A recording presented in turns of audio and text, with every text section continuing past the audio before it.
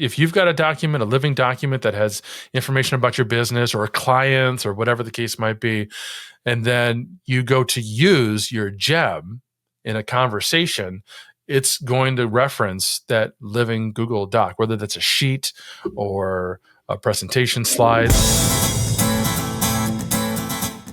Today, I'm very excited to be joined by Mike Allton. If you don't know who Mike is, he's the founder of the AI Hat, a consultancy that helps St. Louis businesses put AI to work. His podcast is the AI Hat, and his ebook is called the AI Marketing Primer. Mike, welcome to the show. How you doing today? I am doing fantastic. I am so thrilled to be on here with you. You and I have had very similar journeys, which I know we're going to talk about, but it is exciting just to have this conversation with you. Well, I'm stoked that you're here today, and Mike and I are going to explore how to use AI assistants to improve your work. But before we go there, Mike, tell us a little bit about your story. How'd you get into AI? Yeah. So as you know, I've been in digital marketing for over a decade. I've been blogging about it, writing about it. And I tell people all the time, one of the things that I'm used to doing is telling businesses not to jump on bandwagons, not to jump into the latest social network. And I was treating AI that way in 2022, 2023. I was keeping it at an arm's distance. But then late 2023, probably November-ish or so, I was listening to a mutual friend, Paul Reitzer. He was talking about AI, and he was specifically talking about something that Sam Altman, the founder of OpenAI, said, which Sam implied that 95% of marketing jobs are going to be replaced by AI in the coming years. And that stopped me in my tracks. I was immediately afraid for myself, but I was also afraid for, mutual friends and colleagues in this space who I knew many of them, like me, were not thinking about artificial intelligence. They were not thinking about how they might need to upskill or reskill or transition their roles. So I started reading more, started listening to more podcasts, started writing more. I started to devote myself to creating content.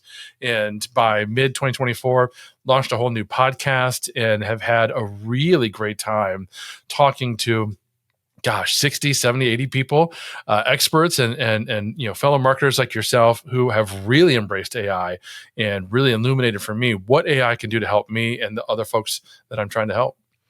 So kind of bring us up to speed on kind of what you're building now. What are you doing these days? Yeah. So I started off by publishing a lot of content to the social media, which is the blog that I've had forever. And at first I was talking about how I was applying AI to marketing and I was bringing other marketing folks on. And I decided over the holidays, late 2024, I needed to really refocus myself on helping businesses here in St. Louis where I'm at and go beyond just pure marketing, because I saw a lot of businesses that had opportunities to bring in AI to make themselves more efficient and increase their ability to compete in their market. And there wasn't a lot of people here in St. Louis helping those kinds of businesses. So I rebranded the podcast. I launched the new site, the AI Hat, and that's one of my focuses right now. Outstanding. Okay, so there's lots of marketers and entrepreneurs that are listening to this show, and obviously creators as well. We're here to talk about an AI assistant. What if it's done well? What is the upside? What is the value? Why, said another way, why should the people listening today consider using AI assistants? Well, let me throw it back at you for a second and ask you, have you ever paid for a consultant? Of course, yes. Right. And when you did that, how long were they working with you? Typically, it depends, but usually it's a short-term deal for sure. Like most of the consultants that I've been working with are like 30, 60, 90-day kind of situations. Yeah, that's been my experience. I'm sure everybody listening has been the exact same way. They've probably been in that consultant's shoes, right, to turn it around the other way, right? We've all been consultants to others, and we're not available 24/7. Those consultants weren't available to us 24 hours a day, 7 days a week. There was a finite window in which they were available to us. There was a finite amount of information and assistance that they were able to give to us. And that's one of the things that I keep coming back to that I like the most about having an actual AI assistant, because I can turn to them day or night, any question I have. Now, we're talking about, and we're going to get into the details of how to do this, but we're talking about an assistant that's been trained on our business. That is like a consultant. They're an expert in the industry. They're an expert in our role. but we can turn to them anytime we want and we can ask them questions. And unlike human beings, they're not going to get impatient with us and frustrated because we keep asking the same questions over and over again. They're happy to help us, happy to re-answer those questions. And it costs what, $20 a month, depending on what LLM and system you're using. So that's one of the things that I like the most about this idea of having an actual AI assistant, not just an AI chat that you talk to, but one that's been customized and personalized. And for the business owners listening, just imagine if every single person in your organization had an AI assistant walking alongside them, a consultant, a mentor that they could turn to whenever they needed help, whenever they wanted not only to do something in their business, but when they wanted to think strategically about where they could go with their role, with their business in the next 6, 12, 18 months. Because I don't know about you, but most of the people at my level and below, because I'm not an executive, I work full time for Agorapulse. I'm a doer, right? I'm a content producer at Agorapulse.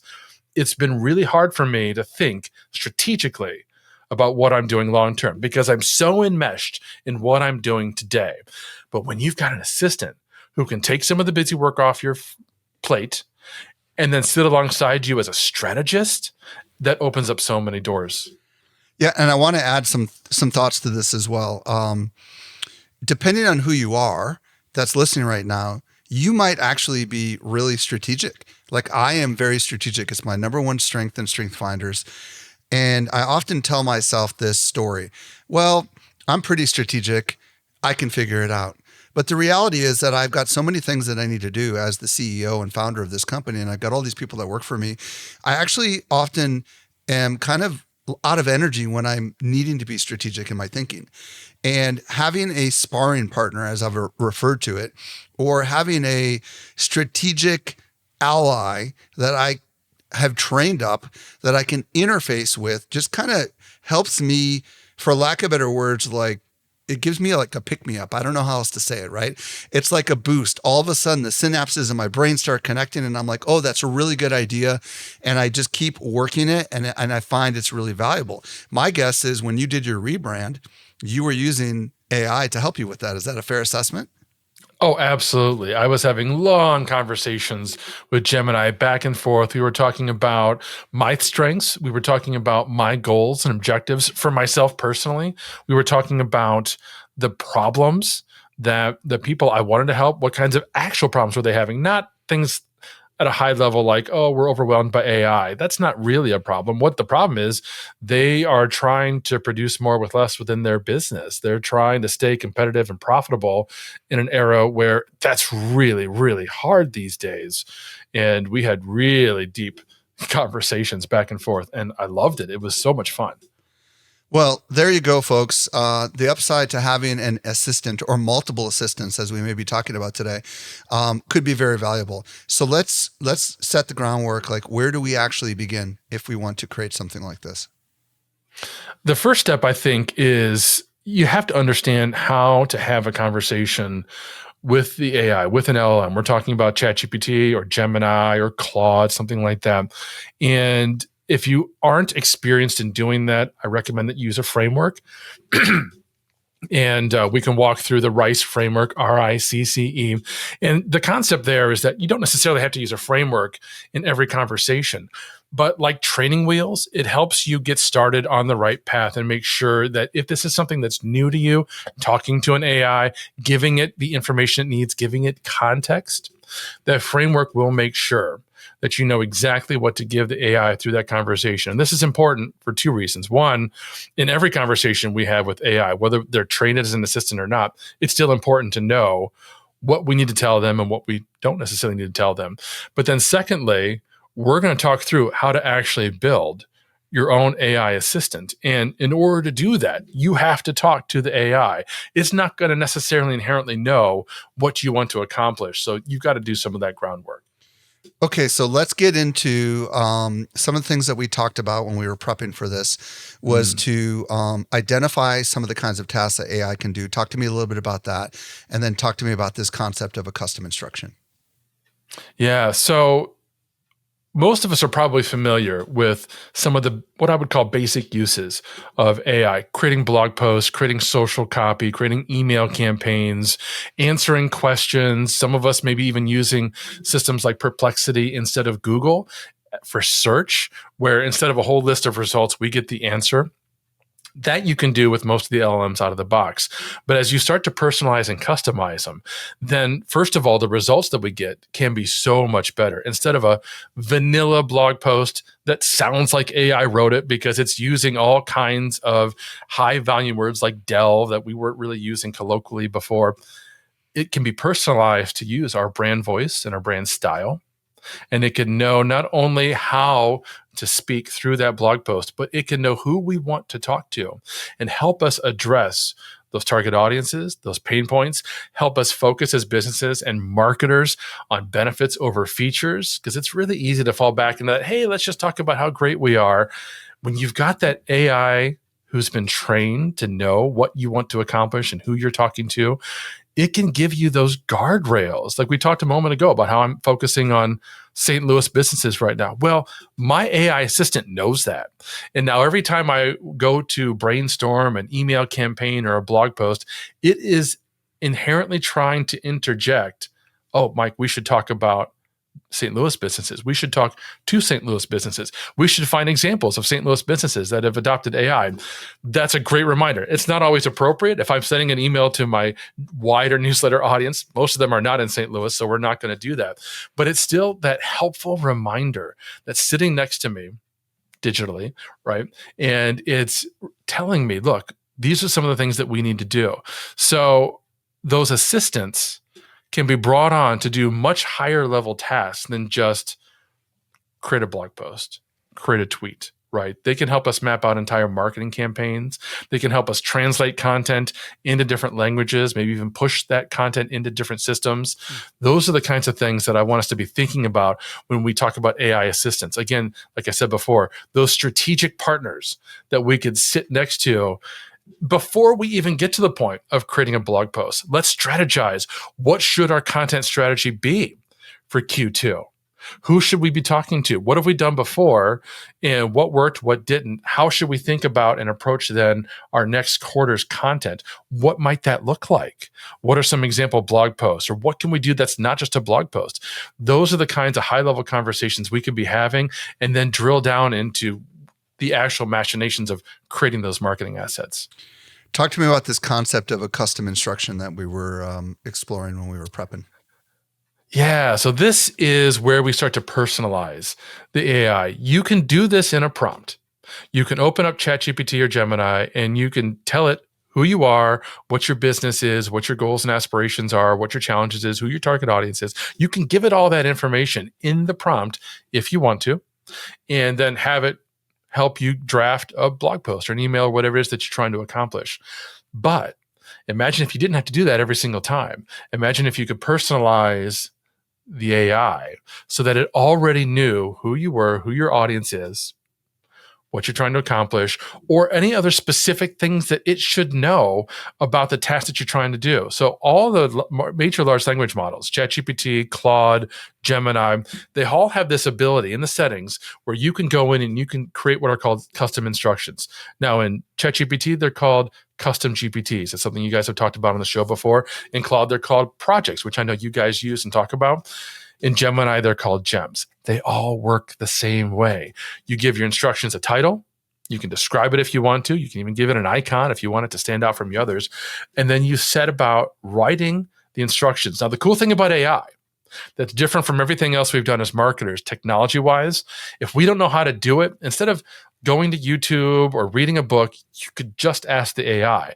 So if there's something we don't cover today, you can open up ChatGPT or Gemini and say, hey, I want to create a set of custom instructions. Can you help me? This is what I want to accomplish. I've done this so many times.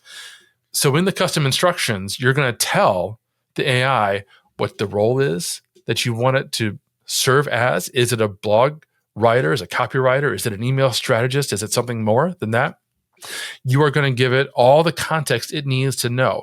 Who are we writing for? What is this that we're doing, right? What are the channels that we're exploring if it's a marketing role? Maybe it's a product marketer. Well, then you're going to give it all the information about your product, links to the website, all the features that you have, your pricing. You're going to give it all that information so that it knows.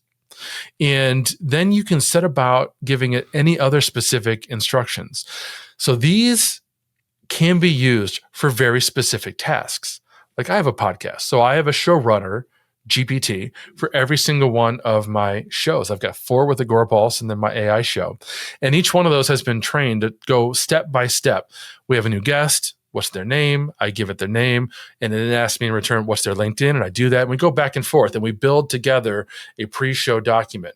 And I programmed those steps in the GPT, in the instructions. Or you could just have it be more general. Like I have an AI chief of staff that knows everything about my business and what I want to accomplish. And it just has been built with that information. And I can ask it anything I want. And it can be a strategy assistant to me and a consultant. What I love about this, Mike, is that we're going to get into the tech stuff in just a second, folks, and we're eventually going to get back to this RICCE thing that he talked about. So what I love about this is that most people are using just the threads, for lack of better words, inside of ChatGPT or whatever thing, and they don't really understand the value of creating what we're calling a custom GPT or a cloud project or a gem. And we're going to get into this kind of functionally in just a second, but it is an absolute game changer. And I would imagine if you don't really know how to write a good set of instructions, the AI, as you mentioned, could assist you. Like the idea of a chief of staff is cool. And like, this is what I want everybody to start thinking about. Like you could create an assistant for quite literally any role you can imagine. And if you've never had that kind of role, is it true that you could have AI write the description of what something like that is like? It is, right? 100%. Absolutely. Cool. All right. So now let's get into the, let's talk about the tech stack now. Let's talk a little bit about the platform. You kind of already hinted that you're using Google Gemini. So let's kind of dig in on that, because I've not really dug in on that with any of my guests before. Yeah, I love Google Gemini. I'm literally using it every day, similar to how other people will be using ChatGPT every single day. And as LLMs go, it is very similar to ChatGPT. So if you're already using ChatGPT a lot, don't change. There's no reason to.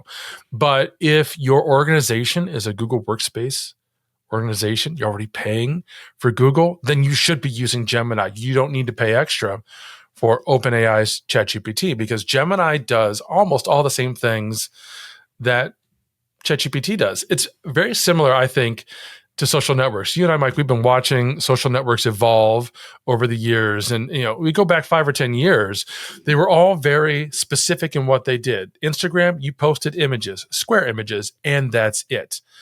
Twitter, you posted text messages, and that's it. And I've been saying for years, you know what? They're all going to become ubiquitous. They're all going to have video. They're all going to have multiple image formats and live videos and communities. And sure enough, they pretty much all do. The AI LLMs are the exact same way. So don't get enamored with one particular feature. Like OpenAI recently released Deep Research, which was cleverly named after Gemini's Deep Research tool. They're very similar. OpenAI has some additional features and benefits, which is pretty cool. But if you're already using Gemini, don't worry about it. If you're on ChatGPT and you see something that Gemini can do, don't worry about it. OpenAI is going to release that soon. Well, and let me just make the case as to why everybody ought to pay attention to Google. First of all, the concept of a GPT was invented by Google. Okay, they were the ones that wrote the original white paper. OpenAI was the one that went and exploited it, and Google didn't know what they had. In addition, Google is a massive company that owns YouTube, and everybody forgets that, okay? Third, their models have been trained, their Gemini model has been trained multimodal from the start.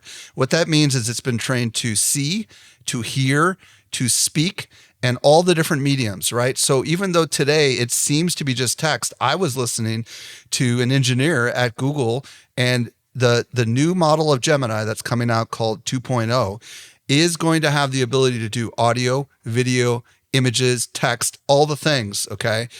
And there's a lot of smart people that we follow, like Chris Penn, who said, if I had to put my money on something, I'd be putting my money on Google. And we might even look back a couple of years from now and say, oh, do you remember that thing called ChatGPT? So how do we get to Google Gemini? And let's talk about what the heck a gem is. Yeah, so it's just gemini.google.com. You'll also increasingly see, to your point, when you're in any other app of the Google ecosystem, you'll see the little bluish star thing in the icon. That's Gemini, and they're increasingly building it into other apps. It's still limited. It's not like you can just click the Gemini and say, I want you to do this. Not necessarily true today, but there are certain things that it can do. And I love that it's integrated. Just the other day, I was in Gemini and I wanted to come up with a playlist to play during a workshop that I was doing. And there was going to be like a 10 or 15-minute break where people were literally going to be workshopping. And I just wanted kind of AI inspired music to play while they were silently doing their stuff. And so I asked Gemini for some songs that kind of made you feel like artificial intelligence in the future and that kind of thing. Not only did it give me a list of songs, it automatically, without me asking it, I didn't even know it could do this, created the playlist in YouTube for me. Oh, wow. And gave me the link in the chat. And Wow. there it was on YouTube. I was like, oh, that is pretty cool. And we'll keep discovering those kinds of things. So you open up gemini.google.com. And in the left sidebar, this is going to be very similar to ChatGPT. You'll see a link towards the bottom that says Manage Gems, I think is what it says. And you click there, and that's where you can create a new gem of your own. Now, here's one of the big differences and distinctions between ChatGPT and Gemini. ChatGPT has an entire GPT store, and you can go and you can see other GPTs that people have created. Some are free, some you can pay for. And you can also share GPTs that you create with the rest of your team. You can't do that yet with Gemini, but I think that's another example of something that will probably change fairly soon. So when you go to manage gems, you'll only see your own, and they're completely private and exclusive to you. But that's where you would create a new one. And again, you just put in the name of that gem, whatever it is you want it to be, and you'd start to fill in the instructions. And you could already have another chat going on with Gemini, remember, about how to create the gem that you want to create, the custom instructions, and then just copy and paste whatever it comes up with into this new window. Interesting. And is it functionally very similar to cloud projects or custom GPTs? Like, are the fields virtually identical? You're just putting in like the various things. Like once you create the gem, you're giving it a title, and I would imagine you're giving it some sort of a description, right? And in the description is all the instructions that we've been talking about that you've referred to as custom instructions. Is it that simple? Is that all there is to it? Yeah. Yeah. Basically, two other caveats I would add. First is that I'm sure that they all have a file field option, and they're going to call it different things, but this is basically where you can attach files to the custom instructions. And this is important to know, because if you're creating a custom instruction that has to do with creating marketing copy, for instance, well, then you should attach your brand style guideline and your voice guideline in a PDF that talks about your target audience or your target ICP. That way it's automatically informed by that information. You don't have to copy and paste that data into the instruction field. Just attach the files. But one of the big difference is, because I know you guys use Claude, you talked about Claude. Claude doesn't have internet access. Right. So you'll want to think about that before you start to dive into creating Claude projects, because depending on your need, it might not have that ability to access the internet that you might want for that particular task. Well, and I'm sure it's coming out because I've heard from their founder that it's coming out. But what I'm curious about is, can you attach a Google Doc to it? And if the Google Doc changes, is it smart enough to know to reference the document? Does that make sense, what I'm asking? Yes. Okay. Talk to me about that. Yeah, so it's not going to automatically know that you changed the document, right? But if you've got a document, a living document that has information about your business or clients or whatever the case might be, and then you go to use your gem in a conversation, it's going to reference that living Google Doc, whether that's a sheet or a presentation slide. See, that's where the magic happens, because this is where I could see it being really valuable. I know that Workspace, I know that Google integrates with Claude as well, but I have not experimented with it. But the idea that there could be a living set of data in a spreadsheet or in a Google Doc that the gem is essentially referencing, right?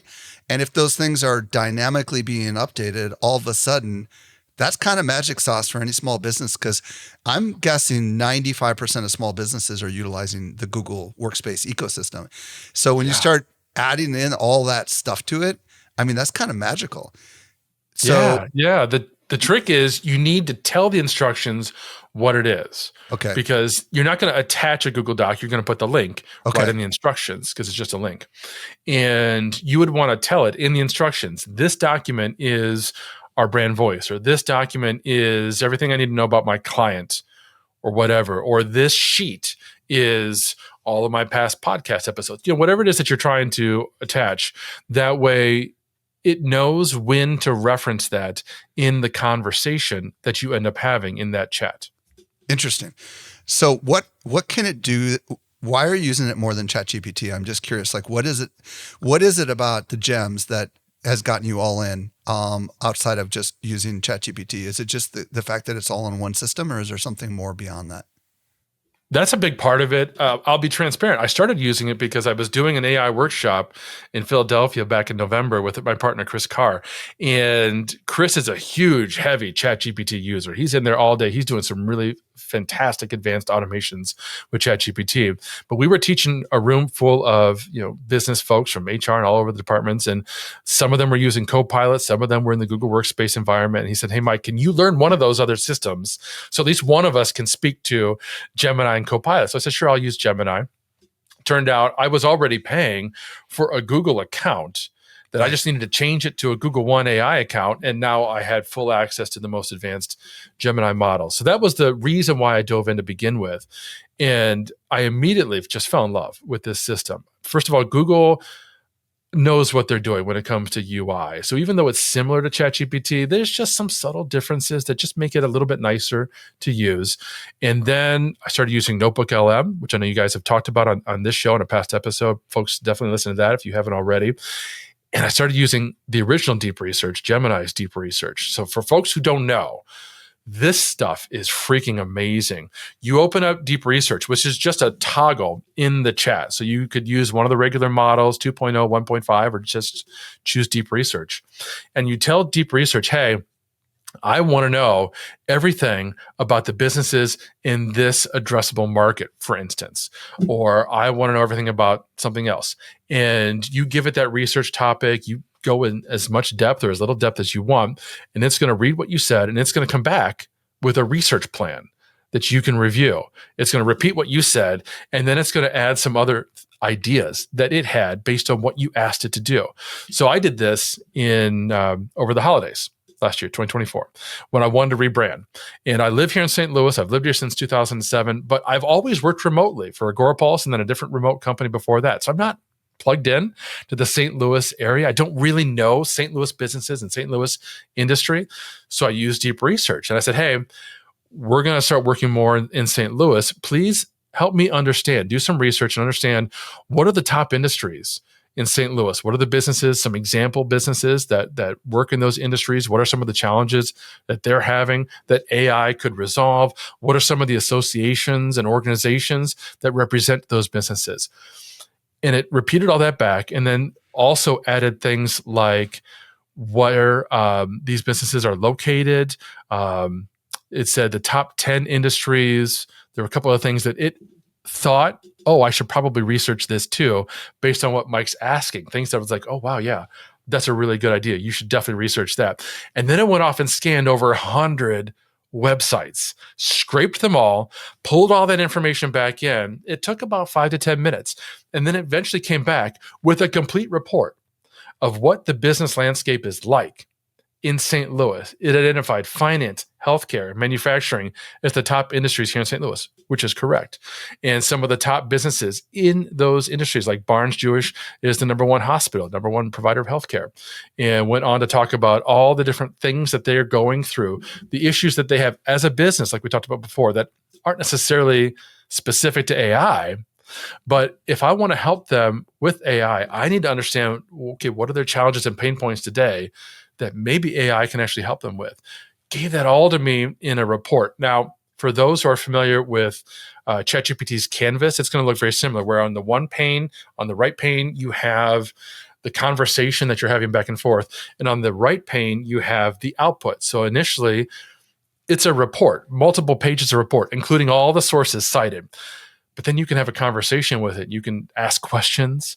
You can tell it to go in different directions, ask it for follow-up, export it to a Google Doc, which you can then download as a PDF, which is what I did. So now every time I have a conversation with my AI chief of staff, one of the reference documents, one of the knowledge files is that PDF of research that we did way back when. So all of you listening, imagine you could do this not only for yourselves, but your clients, and have a really in-depth research report on the competitive analysis of your clients, something that you might have spent a week or two preparing before. No, now you can do it in 10 minutes. A couple quick things. First of all, the other advantage to Google is it has a very big context window, which is like 1 million tokens, something humongous. So you can put a lot more files in there than you can, for example, with Claude, which has a definite limit. Anybody who works for a business where they're hosted on the Google Workspace, like my company, some of these features have not yet moved over to these workspace accounts. For example, the deep research, I have to go and use my personal account to be able to do it. However, Google recently announced that all these AI features are included. They just ended up increasing the price by $2 a user. So you don't need, with a business account, to pay anything to get access to Google Gemini. But the deep research stuff, as of this recording, is not yet available to the corporate accounts, but I'm sure it's coming. And this is one of the big challenges that a lot of us are like, why do we have to have a personal account and pay for that to get access to these things? But the good news is, like, you know, it's moving really, really fast, and I'm really excited to see what's happening there. All right. Earlier, Mike, you talked about this RICCE framework. So talk to me a little bit about that, because I think that will be helpful when people are trying to put together kind of the instruction set on how to optimize their assistant. Yeah, remember, so these are essentially training wheels, right? When you're first starting out, folks like you and I who've been using AI constantly, we're no longer thinking in frameworks. But if you're not familiar, the idea here is we want to make sure that we're giving the AI all the information in the prompt that it needs to proceed and give us a great output. So instead of going back and forth because you realized you forgot to tell it something, or you weren't happy with the original output because it's just plain vanilla, you can address that. So the R in RICE stands for role. This is a really interesting concept that has evolved with artificial intelligence. This idea that if we tell the AI that it's acting like a role, like a job, that it helps it and it really works well. And this is because while the AI doesn't have the entire sum of human knowledge, it essentially might as well have the entire sum of human knowledge for all intents and purposes. And within all that knowledge, a small subset is what you need for the task at hand today. So let's say you want to write an email campaign to your audience. Well, you want the AI to help you as though it's this expert email strategist, right? Somebody who's really familiar with how to create terrific email campaigns. You don't need it to act like a lawyer. So let's just tell it, don't think about that stuff. Just think about what it's like to be a really smart, expert email analyst. And I'll tell you, there's actually studies that have shown that there's a difference between act as the role and to tell it to simply be. You are the world's best email strategist. That's the role you want to give that at. And you can give it some additional information if you want, but that's what it boils down to. What is the job that you're asking it to do? Then the next is the instructions and the information. You want to tell it what it is that you're trying to accomplish and what you expect to get out of our little session today. I am doing an email campaign. I want to reheat my audience. You know, a good portion of them haven't been opening emails for a while. So I want to target them and get them to re-engage with my email overall so that they're now opening my newsletters and that sort of thing. And Mike, I know you guys have been having issues with email, so I'm sorry if I'm triggering you with this example. You're not, but I do want to ask a question, because this is where I think a lot of people have a lot of questions. The role thing makes total sense. Like, you are a world expert in emails that convert or whatever, right? With the instruction set, there's a lot of people that do a lot of things with email. Do we want the instruction to be set at the high level, or do we want it to be set at the prompt level? Do you understand what I'm asking? Because if we tell it its only job is to send emails to our customers, and then we ask it to send emails to prospects, it's going to not know what to do. So do you find giving it a broad set of instructions at the gem level makes sense, and then to give it a detailed level of instruction at the command level makes more sense? Do you understand what I'm asking? Yes, and you're absolutely right. If we were using this to create a saved set of custom instructions, Yes. I might not be as specific, right? If I want an AI assistant in my company who's an expert email strategist and writer, right? I'm not going to tell them probably in the instructions who the emails are for, because that might vary from day to day. Mm. But in the actual prompt, like if I need to literally create this set of emails today, I'm going to tell it who the emails are for. I'm going to get very as specific as I know. Now, that might be a conversation we have back and forth, but I'm going to be as specific as I know in the actual instructions. A little bit of advanced prompting here is that I might tell it in the instructions that we're going to go step by step through this process, and I might tell it what those steps are. I might not, but I want to be clear what the first step is, because the first step in sending an email, as the marketers in the audience will know, is, well, we need to identify who we're talking to. Mm-hmm. And we need to identify, what is the angle? What's the point, right? So we need to think strategically about the email campaign before we get down into drafting the email. And this is important to understand, because AI is programmed to be as helpful as it possibly can. And if you just tell it, hey, we're going to do an email reheat campaign, you know what the first thing it's going to do? Write your email. If we don't want that yet, because we're not ready to write the email as marketers, we need to think more strategically. So that so in this case, you would train it. It sounds like you would train it, Mike, to say, if I do not tell you who the audience is, ask me. That would be one of the sets of instruction, right? Yeah, that's one of the really, really core mindsets that we have to keep going, which is that we need to tell the AI to ask us questions, Okay. because it won't unless you've told it to.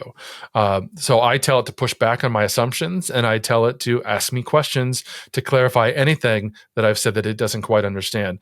And I'll rephrase that in different circumstances. But when you can get the AI to ask you questions, first of all, it's pretty funny. It'll give you a freaking questionnaire. It'll send you 10 or 20 questions to answer, because as you read through it, you realize, yeah, okay, if I was really like invested in this role, whatever this role is, these are things I would want to know: who the audience is, what their past open rate has been, what their engagement has been like. Have I previously segmented my email list? Those are questions it'll ask you. Okay. What comes after? So we got the R's rule, then instructions. What's next? Yeah. So next is context.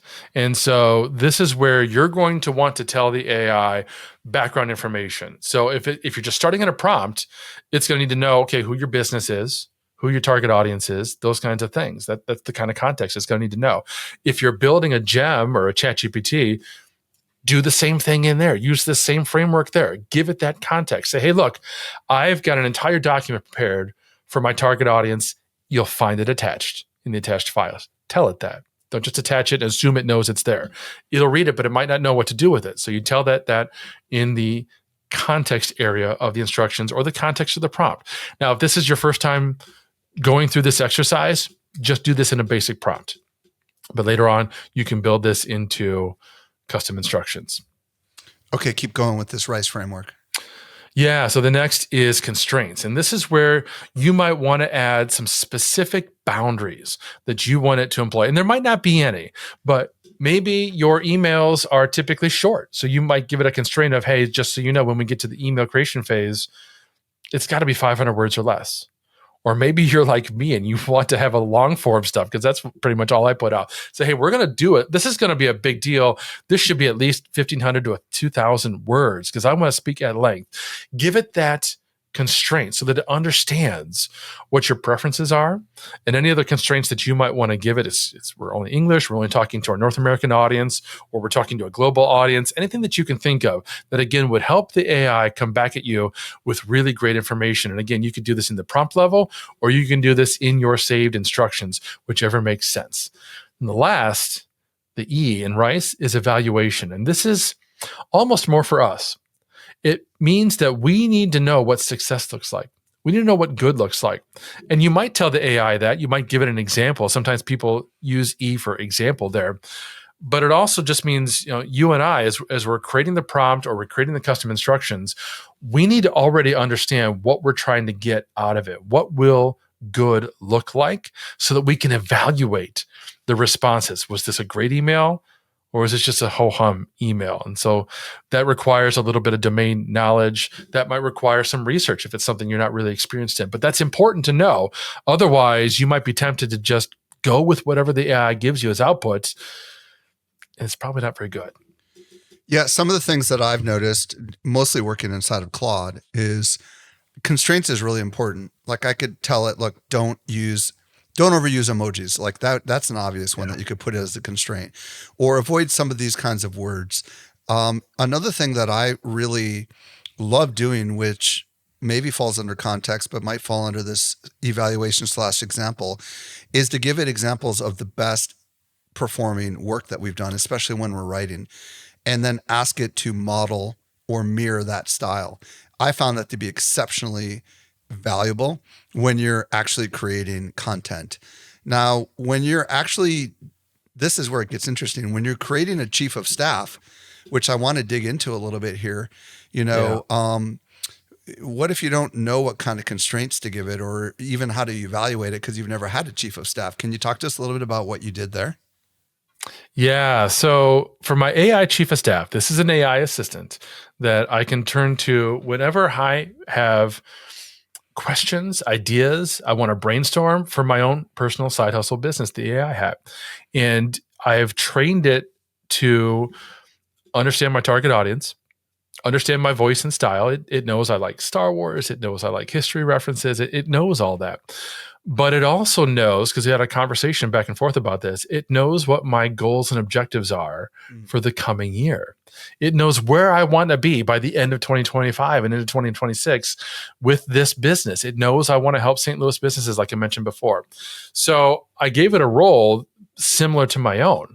That you're an entrepreneur and you're a content creator and you're an AI enthusiast who wants to help other businesses embrace AI and not be left behind. You're an historian who understands that we're going through the fourth industrial revolution, and this is different from, say, audio social like Clubhouse. This is not something people can ignore. And then I filled in all the other details about me, and I had a conversation back and forth with Gemini before I got to actually building the instruction set. And that's one of the beauties of AI, right? You can go into it and have a back and forth conversation. At the end of the conversation, then you can say to the AI, now that we've had all this, give me an output. Tell me what the custom instructions should be to create this AI assistant.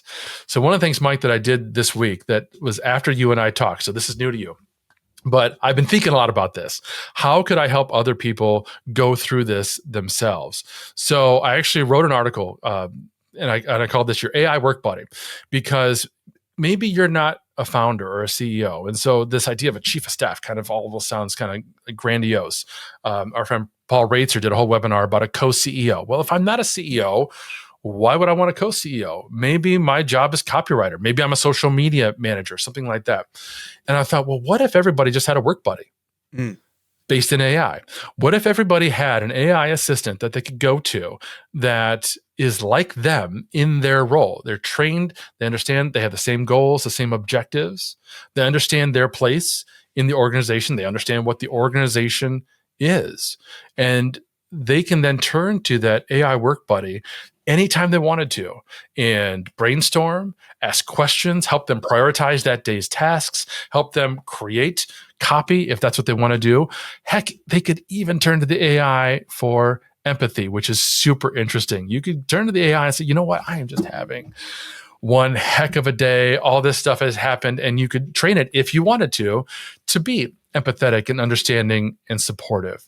So I created an article. It's just theaihat.com/AI work buddy, all one word. And it helps you understand what this is. And it gives you a prompt, just a single one paragraph prompt that you can put into Gemini or ChatGPT to get the ball started. And then there's a PDF you can download. So I created the instructions that you can give to the LLM that will tell it what to ask you to create your own unique AI work buddy. So it's going to basically do that questionnaire, one question at a time. It's going to ask you, okay, Mike, what's your job title? What's your business? What's your role? What are your objectives? What are your key metrics? What are your, OKRs? What's your structure in terms of like your team? Who do you report to? Do you have people who report to you? And then it'll start to ask you things like, how do you want your AI work buddy to communicate with you? Should it be, buttoned up and professional all the time? Should it be humorous, witty? And it gives you a lot of these examples. And like any AI, if you're not sure, you can have a conversation back and forth. And once it gets done asking you all those questions, it's been programmed to just give you, in a complete summary, one prompt output, here are the custom instructions that you can just copy and paste into your new AI work buddy for whatever role you guys are in. That's freaking cool. Where do we get that? Say the URL again, just for people, and we'll make sure to put it in the show notes. Yeah. So it's theaihat.com/AI work buddy, all one word. And I was talking to Chris Daigle about this on his podcast, and we were talking about this idea. Well, what if every single person in your organization had their own AI work buddy? What if everyone in the organization had an AI assistant, personalized, customized, and trained on their role and your business that they could turn to? This idea of a Copilot, which I laughed because this is really what Microsoft Copilot should have been, because the branding of Copilot is genius. That's absolutely what their AI assistant should be. But the rollout has been terrible. Nobody knows how to use Copilot, and so they're rolling it back. But this is what it should have been, right? That personalized assistant that's paying attention to what you're doing, helping you step by step every day, having all those conversations and then back and forth. It knows who you are and what you want to accomplish. And it's that assistant you can turn to. Just imagine if everyone in your organization had that today. And if everyone in the organization was increasing their efficiency and productivity by 10, 15, 20% minimum, bare minimum, right? The whole organization is going to benefit tremendously. And to your point, if you're using Google Workspace, it costs you what, an extra $2 a month? Well, it's included. ChatGPT is 20. It's included. You don't have an option. So it's standard.